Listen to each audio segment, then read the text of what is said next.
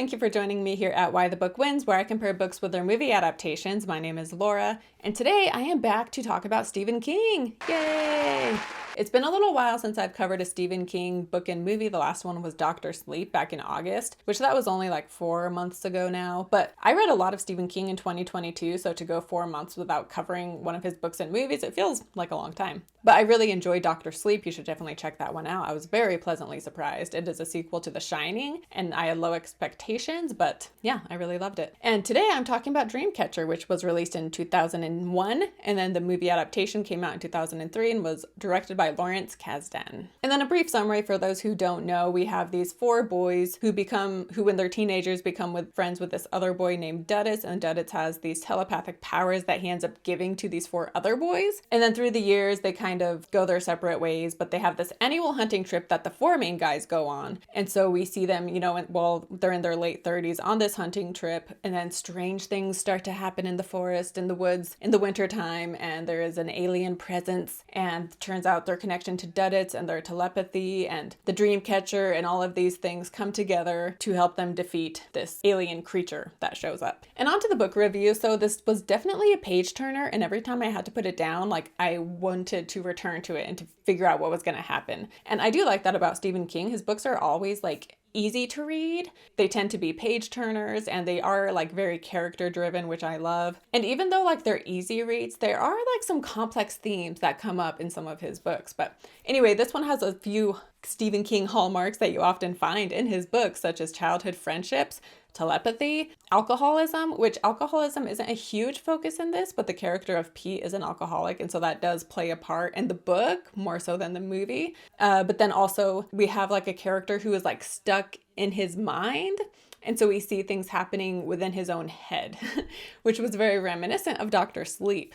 Or I should say Dr. Sleep is reminiscent of Dreamcatcher, because Dr. Sleep came out over 10 years later. But yeah, I do think that's really cool, and I enjoyed that aspect in the book and the movie. But then this also did have some, gross, grisly scenes, which again, is a hallmark of Stephen King. And I will say, violence towards animals isn't something that I, need to get a trigger warning for, because it doesn't bother me too much. It won't stop me from reading a book or anything. However, there is something that happens with a dog in this book, and I had a hard time reading that, which kind of surprised me. But yeah, so if you don't like reading books that have violence towards animals, you should definitely skip this one, because yeah, it was tough to read. I felt so sorry for that poor pup. But with this book, I really loved when we were focused on the 4 main friends, Henry, Jonesy, Pete, and Beaver.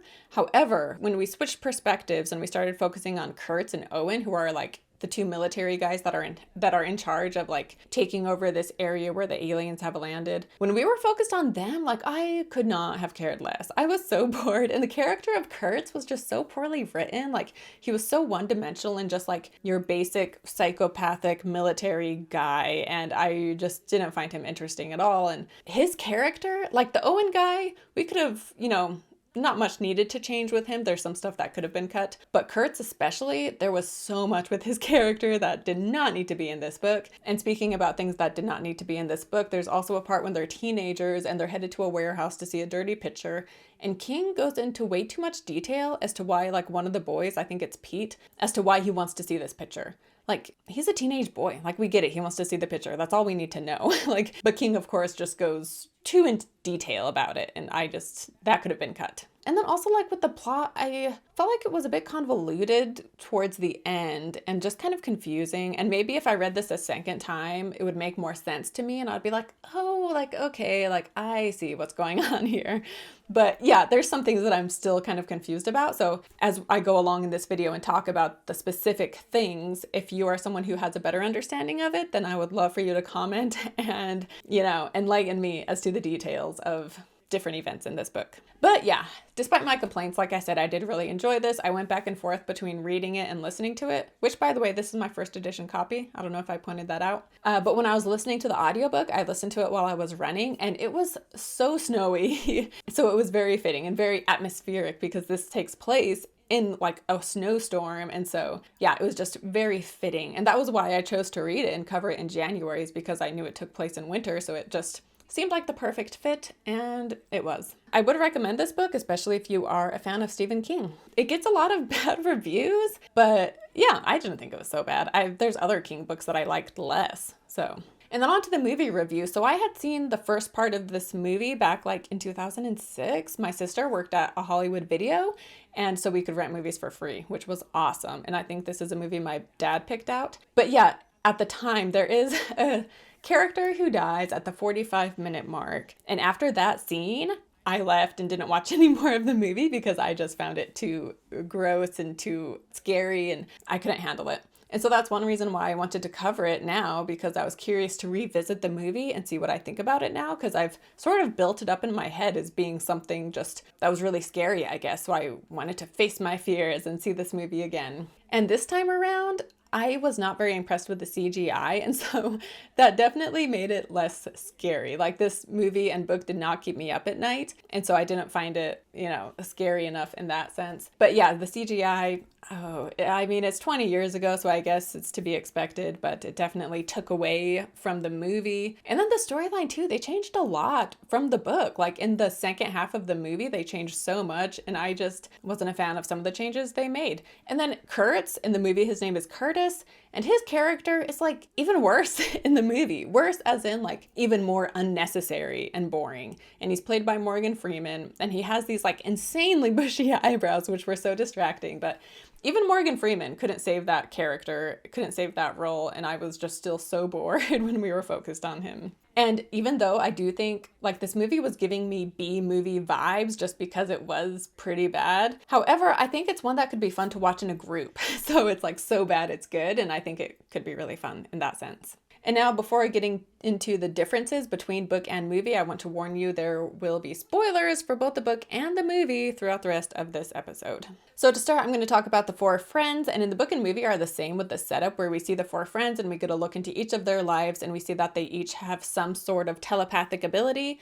And on top of that, Pete, he has telepathic abilities, but he can also find things. And in the book, Henry calls up Jonesy and he suggests that they go visit Duddits over the weekend, and at this point we don't know who Duddits is yet. And he also warns Jonesy that he tells him he has this feeling that he needs to warn Jonesy to look out for Mr. Gray, even though he has no idea who Mr. Gray is, but he just feels like he needs to tell Jonesy this. Whereas in the movie, it is Jonesy who calls Henry and suggests they visit Duddits, and then he hangs up, and then later he gets a call from Beaver, and Beaver tells him to look out and that he just has a feeling that Jonesy needs to be careful. And in both, after this phone call where Jonesy is warned to be careful, he ends up being hit by a car, and like on the way to the hospital as well as in the hospital, he dies at 2 different times, but then eventually he pulls through and he lives through the experience. But he totally blacks out in the book and doesn't remember being hit by the car and doesn't remember the day leading up to being hit by the car. And then after he's hit by the car, we then flash forward to like 6 months later, and it is November, and they are on their annual hunting trip, and Jonesy is alive and doing well. He has a limp, but aside from that, he seems to be doing good. And with this hunting trip, they go every year, and the first year they went, they were teenagers, and it had been the November after they met Duddits.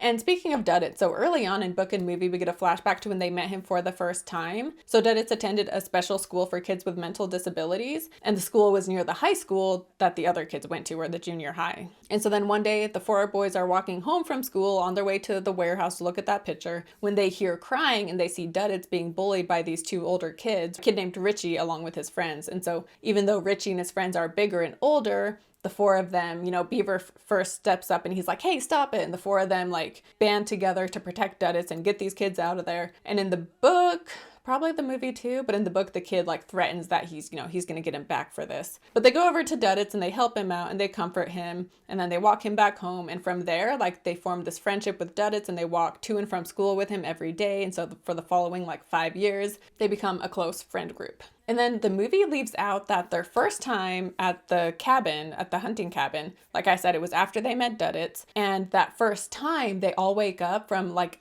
a nightmare they had. And they find out that it is like a shared nightmare where Richie and his friends had died in a car crash. And basically, like because of Duddits' power, they can like mentally connect. And they were able to use this mental connection and telepathy to cause Richie and his friends to get in a car crash and died because of their subconscious. they were scared of Richie because he had threatened to get them back. And so because they were scared in their subconscious, they ended up killing him on accident. And they all feel terrible about it, but they can't stop what already happened, and then they just never talk about it again, and the movie left that out. And then the next major flashback that happens with Duddits is years after that event when they find him. In the movie, it seems like it all happened around the same time because they look the same age. But in the book, this happens when they're about to graduate high school, so like years have passed. And the four boys know about this girl who had gone to Duddits' school who is missing, and they know that with Duddits they can find her because when they saw her picture, they could sense that she was still alive. And so they got Duddits, and they go to a park and they all hold hands and they like connect mentally. And then after they're done with their mental connection, Pete can like suddenly just like see where she is, and he goes and finds her and they save her and bring her back home. And in the book, when Henry is an adult thinking back on this and like the purpose of their powers, it reads, "Is it to find one lost girl who probably matters to no one but her parents? Was it to kill one brainless bully, joining together to somehow make him drive off the road, doing it, oh for God's sake, doing it in our sleep? Can that be all? Something so great, something so wondrous for such tiny matters. Can that be all?" And in the book and movie, like I said, after they graduate high school, they lose touch with Duddits. Although they do talk about how like mentally they would like think about him and feel that pull at sometimes more often than others. And especially leading up to this current hunting trip, they had been thinking about him constantly. But partway through the book, Henry goes to pick Duddits up and they see that he is dying of cancer. And in the movie, we see that Duddits is an alien who came to Earth with the intent of protecting the world from the alien creature called Mr. Gray. So he could see into the future, he knew this day would happen, and that is why he gave them these powers, and like it was all aligned and meant to be so that he could save them from Mr. Gray. Whereas in the book, that is not the case. Like, unless I misread something, it never says Duddits is an alien.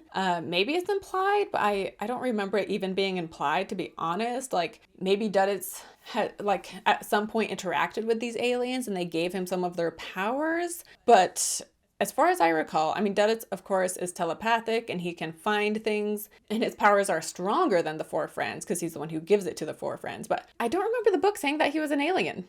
So comment down below if I'm wrong, but in the book, I don't think he was, and I don't think it ever straight up explains how he has these powers. He just does. I could be wrong, but as far as I remember, that he wasn't an alien. Whereas in the movie, like, he becomes like a full-on alien at the end. But to get back to this hunting trip, so they're all getting together and things are great. But then we see Jonesy confide in Henry and he tells him like, hey, like the day of I was hit by a car, I had seen Duddits across the street and he was beckoning me to him. And that is why I crossed the street and then I got hit by a car. Like, why would Duddits do that and cause me to be hit by a car? And whereas in the book, he had a total blackout from that day and didn't remember it at all. However, in the book later, when Mr. Gray takes over, Jonesy is able to like almost time travel in a way, but it's like through his memories. And so he revisits what happened that day through his mind. And he sees that Duddits was there, but he didn't remember that because he had been blacked out. But that was a cool part in the book. Real quick, I know I'm going on a tangent, but when Jonesy is like locked in his mind due to Mr. Gray, and he, like I said, it's like they time travel and they visit these different memories. That was just a really cool aspect of the book and I liked it a lot. And he even references how Jonesy tries to stop himself from being hit by the car, but he's unable to. And so it says something about how you can't stop things from happening. And he references JFK, which of course, 11/22/63 is all about time travel trying to stop the JFK assassination. But anyway, but another thing that we see in the movie is them talking about Jonesy's like mental warehouse. I forget the term they use for it, but like his memory warehouse. And so that is referenced early on in the movie, but that is not the case in the book. In the book, things start out when we see Jonesy up in like some hunting blind thing, whatever it's called, and he's about to shoot what he thinks is a deer until he realizes it is actually a man in a brown jacket. And so in both book and movie, this guy is like stumbling in the woods and he walks up to their cabin and Jonesy assumes he must be drunk or something. And so Jonesy walks over to him and is like, hey man, like, do you need some help? And the guy has this weird rash on his face and he says that he has been lost in the woods overnight and that he is not doing well because he was lost in the woods. And so Jonesy lets him inside, and then Beaver eventually shows up as well. And Beaver and Jonesy can see that something is not right with this man because For one, he keeps burping and passing gas that has like these insane, unnatural smells. And then he just has that weird rash and he claims it's an allergy, but it just doesn't seem right. And then his stomach is doing weird things. And so clearly something is wrong, but they have him go lay down in a bed. But then eventually they see that the door is open and there is blood on the floor trailing from the bedroom to the bathroom. And in the bedroom, they see that there is like blood on the bed. And so they knock on the door being like, hey man, like, are you okay? Do you need some help? And the guy just sounds annoyed. He's like, hey, like, I just need to use the bathroom. Like, can a guy get some peace and quiet in the bathroom? But eventually they knock the door down, and when they walk in, they see the guy sitting on the toilet, and he and the bathroom is covered in this like red fungus, which I will say, I thought this scene was well done in the movie. Like in the book, all of this stuff is just very unsettling. And yeah, I thought the movie did a good job with this part of it. And when they walk in the bathroom, yeah, it's very like, oof. Anyway, so in the book and movie, they try to get the guy's attention, but then he like falls over and they see that he is dead and that he has a wound on his backside and something came out of him and went into the toilet. And so Jonesy shuts the toilet shut. Beaver sits on top of it and he's like, okay, Beaver, sit on the toilet. I'm gonna go get some tape out in the shed. Sit tight. But while he is gone, Beaver has the nickname of Beaver because ever since he was a kid, he's always chewing on toothpicks and pencils. And so it's this like habit that he has. And so he is wanting to get a toothpick while he's sitting on the toilet. However, like they had fallen on the ground and he like rises up to reach for one. And when he does that, this like eel thing is able to like force its way up out of the toilet. And then Jonesy shows up as Beaver is battling this eel creature. Long story short, Beaver ends up being killed and then Jonesy shuts the door. But then as he's like holding the door shut against the eel, he sees a shadow come behind him and he turns around and he sees this alien standing right there. And then the alien explodes into all these spores and then Jonesy inhales the spores. Real quick, back when I saw this back in the day, I did not see the part with Jonesy and the alien. I had left before that. So it was around the time when like Beaver was battling this worm eel thing is when I left and couldn't take it anymore. So, and yeah, like I said, I do think the first 45 minutes of this movie are actually pretty good. Like some of the dialogue when they show up to the cabin, I don't know. It seemed kind of odd and not natural. However, yeah, I feel like the first 45 minutes is pretty good. But then as soon as we see that eel, the CGI just is not impressive. And the alien CGI it was distracting. But anyway, while this was happening, Pete and Henry had been at the local store and they were driving home from the store when they see a woman sitting in the middle of a road and they swerve to not hit her and they end up crashing the car. And then when they walk up to her to be like, hey, what's the deal? They see that she is in the same condition as that guy in the cabin and she is like burping and farting and they're like, wow, something is wrong with her. And so they take her to this shed that is along the road, like that like troopers use or something. And Henry is like, okay, I'm going to like jog the 10 miles back to the cabin and get the snowcat or the snowmobile and I'll come back for you guys. But you just need to hang out and sit with her and make sure everything is okay. And in both book and movie, Pete ends up going back to the car to get the beer. And the car was like a mile away from this shed, so it takes him a while to go get the beer. Then he gets injured on the way, so it takes him even longer to get back. And by the time he gets back, the eel has made its way out of this lady, and so he battles the eel for a bit. However, he eventually is able to hide away and stay alive. Meanwhile, Henry is on his way to the cabin, and we find out that Jonesy has the telepathy the strongest, and Henry has it the second strongest. And so Henry, on the way, he can sense that Beaver is dead and that Jonesy is no longer himself. And so when Henry shows up to the cabin and he sees that Beaver is dead, he's not necessarily surprised, but then he goes into one of the bedrooms and he sees this eel thing guarding some eggs that it has laid. And so he just ends up torching the whole place and burning it up to get rid of the eel and the eggs. But he also notices that the eel clearly isn't doing very well, and he thinks that the cold weather, is not a great environment for these creatures and they're just going to slowly die anyway because of the cold. And then he sees that the snowcat is gone and he knows that Jonesy, who is now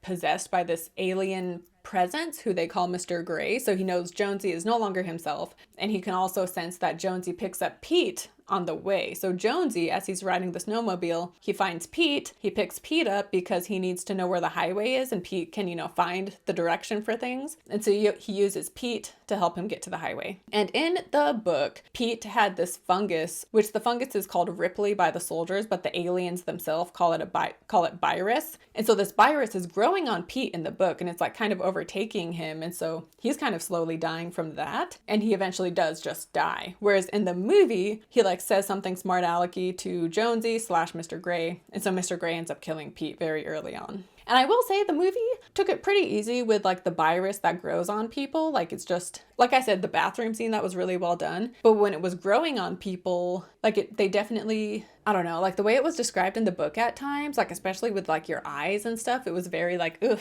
like kind of like body horror. And so the movie definitely didn't go as far as it could have, as far as that goes. But from here, because Henry knows that Jonesy has been taken over by Mr. Gray and Pete and Beaver are dead, he decides to go back to the store he had just been at, because that is where the military headquarters are at. Because the military has shown up to get this alien thing, byrus fungus, under control. And to talk about Mr. Gray, so in the movie, the voice of Mr. Gray is British. So the actor who plays Jonesy is British, but he has an American accent when he's Jonesy. However, when he becomes Mr. Gray, he has a British accent. And I guess they did it in order to differentiate between who he is, but I just didn't like it, and it was kind of distracting, and I felt like a lot of the acting with Mr. Gray was just kind of cheesy, and a lot of the storyline, like I said, it was like a B movie and just kind of cheesy. And also in the movie, it makes it seem like Mr. Gray chooses to keep Jonesy alive because he can sense Jonesy's power, and he's like, hey, like this guy's useful, I'm gonna keep him alive. Whereas in the book, he took over Jonesy's body, but he was annoyed that Jonesy would not die, because Jonesy, because of his strong mental powers, he's able to like mentally block himself in this office that he has created in his mind. And the alien, Mr. Gray, can't get into this office. And so Jonesy has protected himself and is unable to be killed. And while he's in here, he's able to travel through different memories and things. And so in the book, Mr. Gray is very annoyed, being like, man, why is this guy not dying? This has never happened before. So it wasn't the case in the movie where he was like, oh, you're very useful, that's why I'm keeping you around. Like, no, in the book, he was annoyed and he wished Jonesy would die. And then to move on to like the military people and the aliens. So in the book, the aliens have telepathy. And when you're around the aliens, you also get telepathy. So all of these military guys who are here to like get things taken care of, they all have telepathy to like a certain extent, some more so than others. And if you ingest the virus, there is a good chance you will grow one of those worms. But if you just like get it on you topically, you will grow it on yourself. And if you have it growing on you or in you, you are like extra telepathic. And that was totally left out of the movie. And I thought that was a cool aspect of the book. So I wish they would have kept that in. And the four friends have like the telepathy the strongest. However, they are able to mentally talk to all of these normal people due to the presence of the aliens. And in the book, the military, led by Kurtz, goes in to kill the aliens that are left where their ship crashed. And before they shoot them, Owen plays a recording of their pleas asking them to be saved, like trying to soften the hearts of the soldiers, I guess. But it doesn't, but they still end up killing the aliens. And after this, Kurtz is like really annoyed at Owen and being like, that's it, I'm done with him. He and Kurtz have like a history of like this feud between them. And so this was like the last straw. Whereas in the movie, he and Owen and Curtis just get along fine. And when they go to kill the aliens, they hear the aliens' pleas to protect them and to not kill them. But because they don't have telepathy in the movie, like how could these guys in these choppers way up in the air even hear what the aliens are saying anyway? But anyway, they end up shooting them down in both book and movie. But yeah, in the movie, Owen and Kurtz get along great. And it's not until Owen gets with Henry and leaves Kurtz that Kurtz ends up being upset about it. And as I said in the book, I found the Kurtz storyline just so boring. And we learned about his backstory and, like I said, he and Owen's history, but I just did not care. And when Owen leaves with Henry, Kurtz follows to get revenge on Owen because he wants to kill Owen. And so he just has this like tunnel vision revenge he wants to get, even though he acknowledges that he might die as well. And he like no longer cares about the aliens. He's just focused on Owen. And it was just so dumb. Like I said, he was written in such a one-dimensional way. And as soon as Owen and Henry left to go get Duddits and to find Mr. Gray, we could have stopped talking about Kurtz at that point. Like he could have just stayed on the military base and like died or something. I don't care. But Kurtz ends up following him. So then as part of, the whole next part of the book is we're following Jonesy and Mr. Gray, as well as Henry and Owen and Duddits. And then on top of that, we have Kurtz and his people. And Kurtz and his people we just didn't need. It was so unnecessary. And in the movie, we get that as well, where when Owen leaves with Henry, Curtis wants to follow and to get Owen. And yeah, again, just totally pointless. And as far as like the chase goes, which the second half of this book, it feels like, maybe it's less than half, but a lot of the book and the second half of the movie is this chase between these characters. And so I'm kind of skipping over some detail, but Mr. Gray ends up killing a dog. He kills a truck driver who has a dog. And then he feeds the dog some byrus, and so the dog is growing the worm inside its stomach. And Mr. Gray intends to take this dog to this reservoir area and dump it down into the pipes, and then the byrus will infect like the whole eastern, coast Boston area. And then from there, he's, it's going to spread over the world. And so Owen is with Henry and they are tracking Mr. Gray, and then they stop and get Duddits along the way. And so Duddits is able to, he sees the line, he knows where Mr. Gray is, and he is also able to mentally talk to Jonesy as well. And in the book, we see Duddits as an adult before Henry picks him up, and we see how Duddits can sense when Beaver and Pete dies, and he also knows that Henry is coming for him. And so we just saw more with Duddits, whereas in the movie we see him as a kid and then we don't see him again until Henry picks him up. But meanwhile in the book, so Kurtz is following Owen, and Kurtz has this other guy Freddie with him who is his like number 2 guy, and then on top of that they have this third guy who is growing a worm, and because of that he has strong telepathic abilities. So this guy is helping them track down Mr. Gray and Owen, whereas in the movie Kurtz had to put a tracker in Owen's gun, and that's how he's following him. And the chase goes on for a while in the book, like I said, but there were 2 times where Jonesy Mr. Gray stops to eat, and Mr. Gray finds out that he loves bacon. And so he stops the first time, eats some bacon, does whatever. And then as a way to lessen the gap Jonesy has on them, Duddits is able to convince Mr. Gray to stop yet again for more bacon. And he ends up getting more bacon from the store, and he eats it raw, and it makes him sick. So it really helps them close the gap. But then in both, Mr. Gray reaches this reservoir, and he's like trying to open the manhole cover that leads to the pipe. And in the book, we find out that Jonesy knows about this reservoir, which means Mr. Gray therefore knows, because Mr. Gray has access to Jonesy's memories. But the reason he knows about it is because some lady jumped in there. And so there's just this whole story about this woman who jumped in this reservoir. And I guess it was fine. We could have gotten a little bit of that to know how Jonesy knows about it. But that was just this unnecessary story where it's like, why are we suddenly hearing about this Russian woman in the reservoir? It was unnecessary. But as far as killing Mr. Gray, so in the book, thanks to Duddits, Henry and Duddits and Mr. Gray and Jonesy are locked minds. And like I said, they're traveling within their mind. And so they travel to this hospital, the hospital where Jonesy was at when he was hit by a car. And so they're mentally at this hospital. And in the hospital, Mr. Gray, who looks just like an alien, is hooked up on a hospital bed, and he's watching TV. And what's playing on TV is what's happening in real life. So on TV, they see Jonesy, who is possessed by Mr. Gray, trying to open this manhole cover and put the dog in there. Meanwhile, in the hospital room, Henry is there and he tries to suffocate the alien, but it does not work. So then Jonesy ends up slitting the alien's throat, and that officially kills Mr. Gray, and Jonesy is himself again. And then when Henry leaves that mental world, he returns to his own body, and he was in the back of the truck, and he sees that Duddits has died. And so then he gets out of the truck and he goes into the reservoir to see what is happening. And long story short, so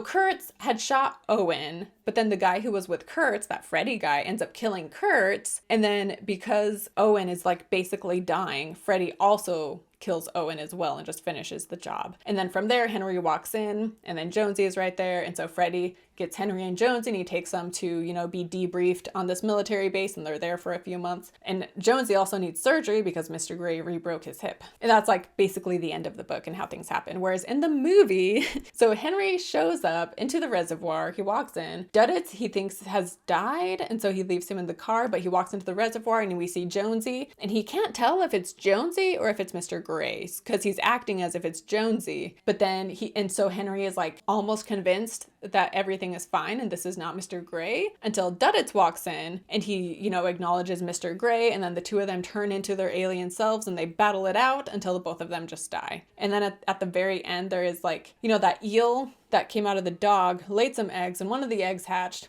and the worm was heading to the reservoir whole thing, but then at the last minute, Jonesy steps on it and kills it, and that's the end of the movie. Oh, and then Owen and Curtis have this ridiculous shootout where Curtis is in a helicopter shooting at Owen, who is shooting back, and they just both kill each other. And so on to the Dreamcatcher and Duddits and the aliens and everything. So in the movie early on, they're referencing Dreamcatchers and they call Duddits their Dreamcatcher. Whereas in the book, this aspect didn't come into play until over halfway through. So the book is called Dreamcatcher, but we never find out the significance until the last third of the book, which by the way, I'm wearing these awesome Dreamcatcher earrings for this episode. But anyhow, so Henry and Jonesy realize that Duddits is their Dreamcatcher in the sense that, when they're bonded with him, they can share dreams and they can also just lock mentally, which I'm confused. The sharing dream aspects, I guess, is that why he's called a dream catcher? Otherwise, why is he called a dream catcher? Because them being able to lock minds with him, how does that make him a dream catcher? I don't know. Maybe I need to learn more about the history of dream catchers, I guess. So that part I was confused by. And they talk about like go into the dream catcher because Jonesy has a dream catcher in his like mental office. And Henry tells him like, go into the dream catcher. That's where we've always been. But then, so he was telling him to go into Duddits' mind? Like, is that what he meant? Because Duddits is their dream catcher? I don't know. I felt like that, like I said, was a bit confusing and I didn't quite understand it. But they also say how humans influence the way the aliens look because, like I said, they have this very like standard cartoonish look about them in the book and the movie where they're just big, gray, have huge heads, big eyes, like what you imagine an alien to look like based on, you know, cartoons or something. And so it says that that happens because the aliens, they were just like a presence and they could see that that is what we expected aliens to look like. And so that's what they made themselves look like, I think. That's like basically how it's explained in the book. In the movie, it never is explained, but a quote from the book reads, "It is a child's rendering of an alien trolled directly from the subconscious minds of those who first came in contact with the Byram. They never existed as actual creatures, aliens, ETs. The Greys as physical beings were always created out of the human imagination, out of the Dreamcatcher, and knowing this affords Jonesy a measure of relief. He wasn't the only one who got fooled. At least there's that." So it says they were created out of human imagination, out of the Dreamcatcher. So again, it's like, are you referencing Duddits again? So does Duddits and the Dreamcatcher have something to do with the way everybody sees the aliens? So again, a little confused. But the book also talks about how Mr. Gray was like another side of Jonesy because he was an alien presence, but he was able to tap into Jonesy's memories. And so he became part of Jonesy.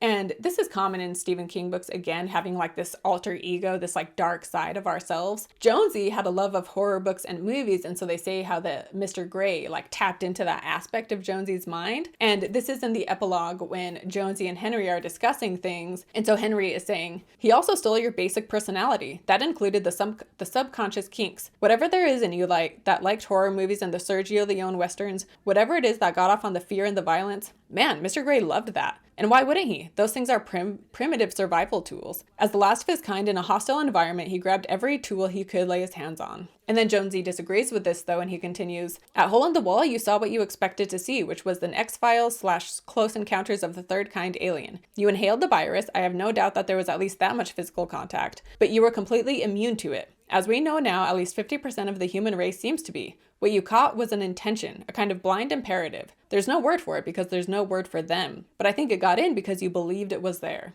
And so also he talks about how a lot of the human race is immune to the virus, which I didn't mention this, but in the book and movie, like I said, like that worm was dying because of the cold. And in the book, even people that were growing the virus on them because of the cold, it was just kind of dying and coming off, especially the further you got from the aliens, the virus was just coming off and they were losing their telepathy. And so basically like the military didn't need to make such a big deal out of this, and they end up killing innocent people who were infected with it because they think they can spread it when really they wouldn't have. And in the movie, there is another military officer who believes it's not infectious and isn't a big deal, but Kurtz, you know, doesn't like this and he thinks it is a big deal. But in the book, it was Henry who informed Owen that they didn't need to be this worried about the virus, whereas in the movie, it was this other military guy. But yeah, it was interesting that Stephen King insinuates that like Jonesy's love of horror was used against him in a sense, and Mr. Gray tapped into that, and that is what made him so susceptible to Mr. Gray. And so it's funny because it's Stephen King we're talking about, right? Like he writes horror books and movies, and yet he almost seems to be telling you to be cautionary about your love for horror, I guess, is like how that came across to me, which I